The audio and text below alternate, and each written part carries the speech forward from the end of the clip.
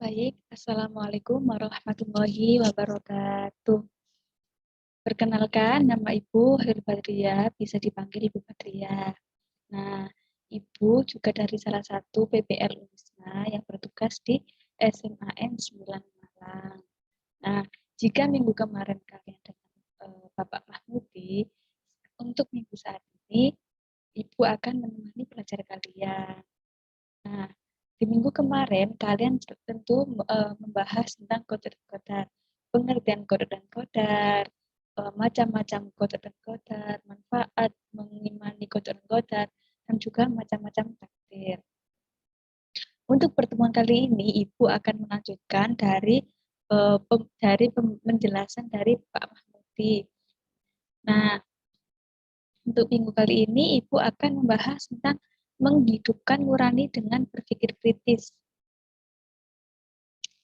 Nah, di sini menghidupkan nurani dan dengan berpikir kritis ini ada kompetensi intinya. Yang pertama, menghayati dan mengamalkan ajaran agama yang dianutnya. Lalu, menunjukkan perilaku disiplin, jujur, dan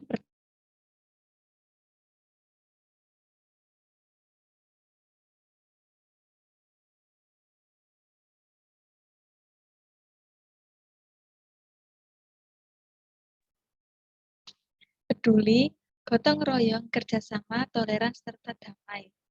Selanjutnya, memahami, menerapkan, dan menganalisis pengetahuan faktual dan konseptual.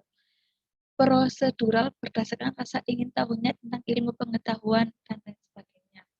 Selanjutnya, yang nomor 4, kompetensi intinya adalah mengolah, menalar, dan menyaji dalam ranah konkret dan ranah abstrak terkait dengan pengembangan dari dipelajari di sekolah secara mandiri dan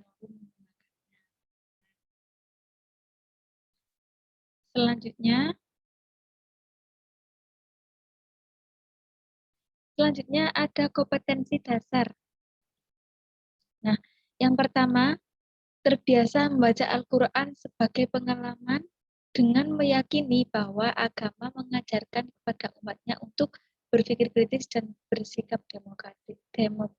Jadi, kompetensi dasar di sini yang pertama itu membiasakan kalian untuk membaca Al-Quran. Yang kedua, bersikap kritis demokratis sesuai dengan Quran Surat Ali Imran ayat 190 sampai 191. Nah, selanjutnya yang 3.1, menganalisis dan mengevaluasi makna Quran Surat Ali Imran dan Quran Surat Ali Imran ayat 159 serta hadis tentang berpikir kritis dan bersikap demokratis. Selanjutnya ada juga membaca Quran Surat Ali Imran sesuai dengan kaidah tajwid dan makharijul huruf. Jadi kalian dituntut harus bisa membaca kaidah tajwid yang terkandung dalam Quran Surat Ali Imran. Juga membacanya sesuai dengan makharijul huruf.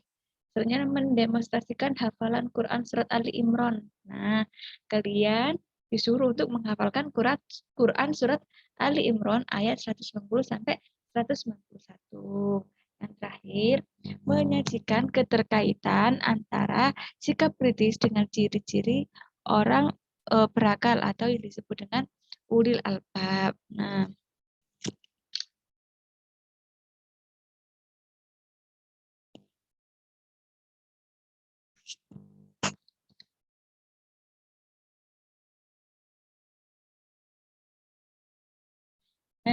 setelah kompetensi dasar, di sini juga ada indikator pembelajaran. Apa saja indikator pembelajaran tersebut?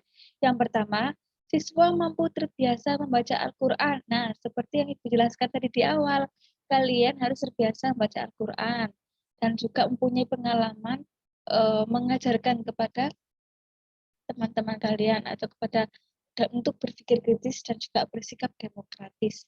Nah, yang ke 2.1.1, siswa mampu bersikap kritis dan demokratis sesuai dengan pesan Quran Surat Ali Imran. Jadi, kalian dituntut untuk bisa bersikap kritis, bersikap kritis dan juga demokratis sesuai dengan Quran Surat Al-Imran. Nah, yang selanjutnya, siswa mampu menganalisis dan mengevaluasi maknanya. Jadi kalian harus bisa menganalisis juga mengevaluasi makna dari Quran Surat Al-Imran tersebut. Selanjutnya, siswa mampu membaca. Nah, ini ya yang seperti yang tadi Ibu katakan. Lalu siswa mampu mendemonstrasikan hafalan. Nanti kalian ada hafalan ya. 4.1 siswa mampu menunjukkan keterkaitan antara sikap kritis dengan ciri orang-orang berakal ulil albab sesuai dengan Quran Surat Al-Imran. Nah, menghidupkan nurani dengan berpikir kritis. Ada beberapa bagian. Yang pertama, ada ayat-ayat Al-Quran tentang berpikir kritis, yakni Quran Surat Ali Imran. Quran Surat Ali Imran ayat 190 sampai 191. Yang nomor 2, keterkaitan berpikir kritis dengan ulil albab. Nah, selanjutnya, manfaat berpikir kritis. Yang nomor 4, menerapkan perilaku yang mulia. Nah, di sini ada definisi berpikir kritis. Berpikir kritis ini mempunyai pengertian beragam dari beberapa pakar, di antaranya menurut Mustaji, yakni berpikir secara beralasan dan reflektif dengan menekankan pembuatan keputusan tentang apa yang harus dipercaya atau dilakukan. Nah, di sini Ibu kasih contoh. Ada hewan unta. Apa yang kalian pikirkan saat kalian melihat hewan unta? Jelas kalian akan berpikir, unta mampu bertahan hidup di padang pasir. Kenapa unta mampu bertahan hidup di padang pasir? Karena di punuk unta menyimpan cadangan air atau lemak yang diolah secara kimiawi, namun tidak bisa ditandingi oleh buatan manusia, karena itu hanya kuasa Allah Subhanahu wa Ta'ala. Nah, tadi kan Ibu bilang ada beberapa pakar. Yang pertama Mustaji, lalu yang selanjutnya ada dari Matres.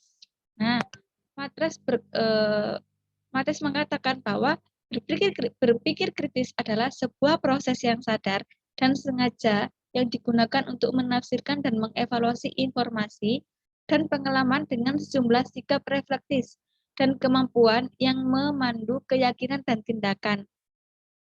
Nah, di sini Ibu kasih contoh petir. Bagaimana bisa terjadi petir? Nah, kalian di sini dituntut untuk berpikir kritis.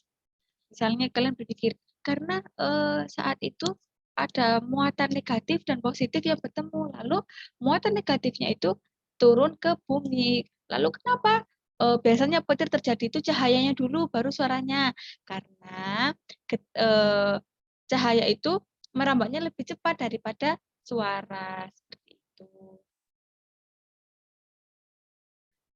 Selanjutnya, nomor 1, ayat Al-Quran tentang berpikir kritis. Ayat Al-Quran tentang berpikir kritis, seperti yang sudah Ibu katakan di kompetensi dasar tadi, yakni Quran Surat Ali Imran ayat 190 sampai 191 yang berbunyi, A'udzu billahi minasyaitonir rajim. Bismillahirrahmanirrahim.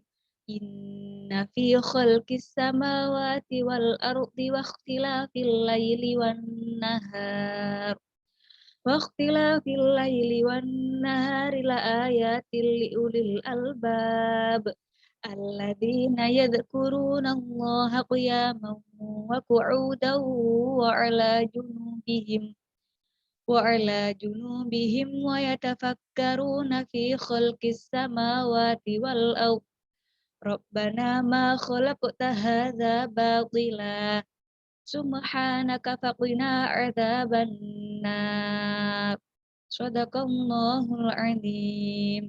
Nah, ayat tersebut memiliki arti, yakni sesungguhnya dalam penciptaan langit dan bumi dan pergantian malam dan siang itu terdapat tanda-tanda kebesaran Allah bagi orang-orang yang berakal, yakni orang-orang yang senantiasa mengingat Allah dalam keadaan berdiri, duduk, dan juga berbaring.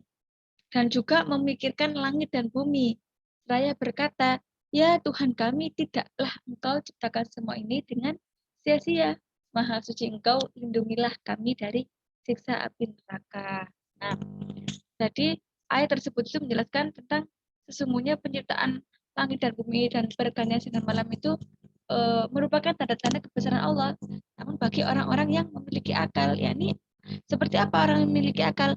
Orang yang senantiasa mengingat Allah dalam keadaan berdiri, duduk, ataupun juga berbaring.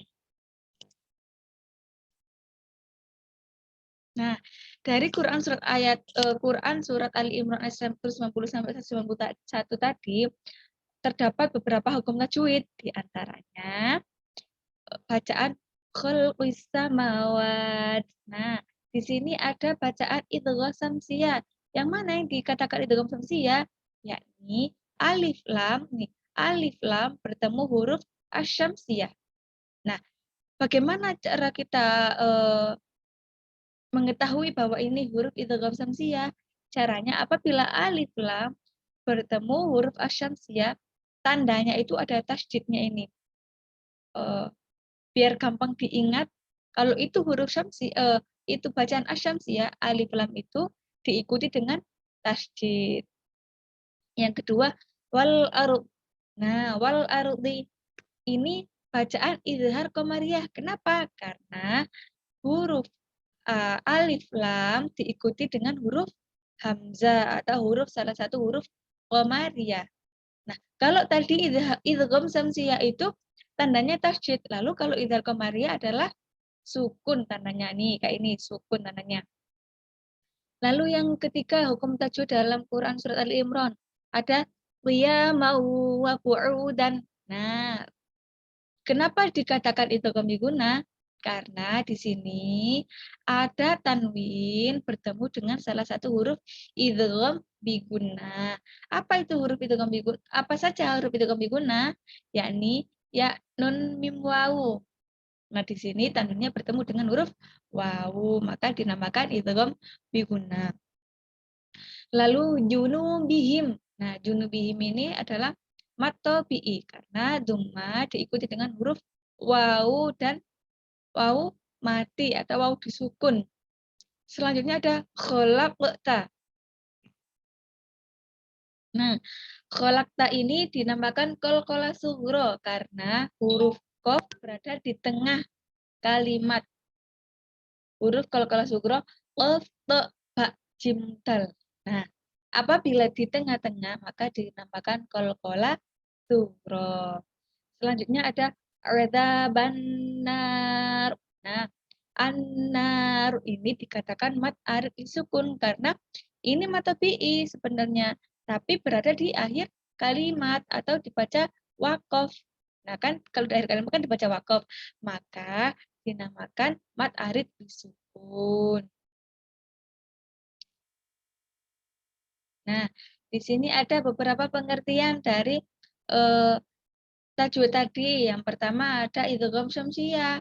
Nah, idgham syamsiyah tadi yang seperti Ibu katakan, alif lam bertemu dengan salah satu huruf asyamsiyah, di antaranya ta ta dal dal ro za, sin shin shad dad ta dha lam nun. Nah, selanjutnya ada izhar qamariyah. Nah, seperti bilang tadi, alif lam bertemu alif lam qamariyah atau dengan ada tanda sukunnya itu bertemu dengan salah satu huruf qamariyah, yakni ba, jim, ha, kho, ain, zin, fa, qaf, kaf, mim, waw, o, lin, ha, hamzah, ya. Selanjutnya ada idgham biguna. Nah, idgham biguna yakni apabila ada nun sukun atau tanwin bertemu dengan salah satu huruf biguna seperti yang tadi Ibu jelaskan, jadi mendengung ya. Lalu qalqalah sughra. Qalqalah sughra itu qalqalah yang matinya asli atau huruf qaf, ta, ba, jim, dal yang disukun berada di tengah-tengah kalimat. Selanjutnya ada mad arid sukun, yakni matobi'i tadi yang seharusnya dibaca panjang, namun terkena dengan waqaf atau di akhir kalimat, maka dibaca mad arid disukun dan harus berhenti. Yang terakhir ada matobi'i, yakni alif yang terletak sudah fathah atau ya sukun terletak pada sudah kasroh, atau juga wawu yang terletak secara dhamma. Nah, selanjutnya Ibu akan menjelaskan tentang asbabun nuzul atau turunnya surat Quran Ali Imran ayat 190 sampai 191. Yakni saat itu ada orang kafir Quraisy sedang mendatangi kaum Yahudi. Mereka menanyakan bukti-bukti kebenaran apa yang dibawa Nabi Musa kepada orang-orang Yahudi. Lalu orang-orang Yahudi menjawab, tongkatnya dan juga tangannya yang bersinar bagi yang memandangnya. Jelas kalian sudah mengetahui betapa hebatnya tongkat Nabi Musa yang bisa membelah lautan. Selanjutnya, orang-orang tersebut datang lagi kepada kaum Nasrani. Mereka menanyakan, lalu bagaimana dengan Isa? Apa yang Isa berikan kepadamu? Itu. Lalu orang-orang Nasrani menjawab, Isa menyembuhkan mata orang yang buta sejak lahir dan juga menyembuhkan penyakit sopak. Nah, dan juga bisa menghidupkan orang yang mati. Seperti itu. Lalu mereka datanglah kepada Nabi Muhammad SAW. Mereka berkata, mintalah kepada Tuhanmu agar Bukit Safa itu jadi emas untuk kami. Maka seraya Nabi berdoa. Kemudian Nabi berdoa dan turunlah ayat Quran surat Ali Imran 190 sampai 191 yang intinya itu mengajak mereka untuk memikirkan tentang penciptaan langit dan bumi serta peredarannya dan juga hal-hal yang menakjubkan yang ada di dunia seperti halnya bulan, bintang, matahari terbit, matahari terbenam dan juga lautan, binatang dan lain sebagainya yang ada di dunia ini. Nah, berikutnya juga ada tafsir penjelasan dari Quran surat Ali Imran ayat 190 sampai 191. Nah, diriwayatkan dari Aisyah radhiyallahu an bahwa saat itu Rasulullah meminta izin kepada Aisyah untuk melakukan salat malam. Lalu bangunlah dan mengambil wudhu Rasulullah. Nah, saat sholat itu Rasulullah menangis karena merenungkan ayat yang diturunkan tadi. Nah, kemudian setelah sholat Rasulullah duduk, kemudian air matanya deras, menangis hingga membasahi tanah.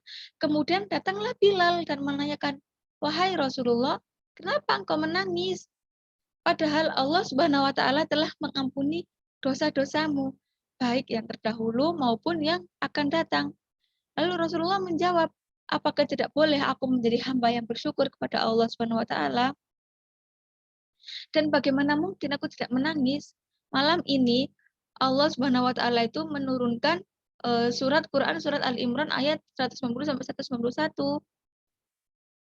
Bagaimana aku tidak alangkah ruginya dan celakanya bagi orang-orang yang membaca ayat ini namun tidak merenunginya. Nah,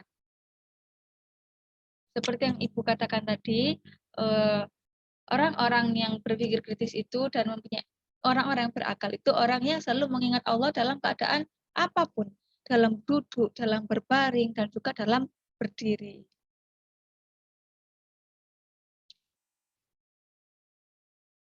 Nah, dalam penciptaan langit dan bumi serta pergantian siang dan malam ini juga menjadi hal yang sangat rumit. Bahkan banyak sekali peneliti-peneliti ingin meneliti bagaimana terjadinya pergantian siang dan malam. Dan juga banyak sekali ayat-ayat Al-Quran yang menginspirasi untuk para ilmuwan meneliti tentang pergantian siang dan malam dan juga meneliti alam raya ini. Di antaranya juga ada surat Al-A'raf ayat 54 yang berbunyi visit tadi ayam, bahwasanya penciptaan langit itu terjadi dalam 6 masa. Seperti itu. Oleh karena itu banyak sekali para ilmuwan ingin membuktikan penelitian 6 masa ini.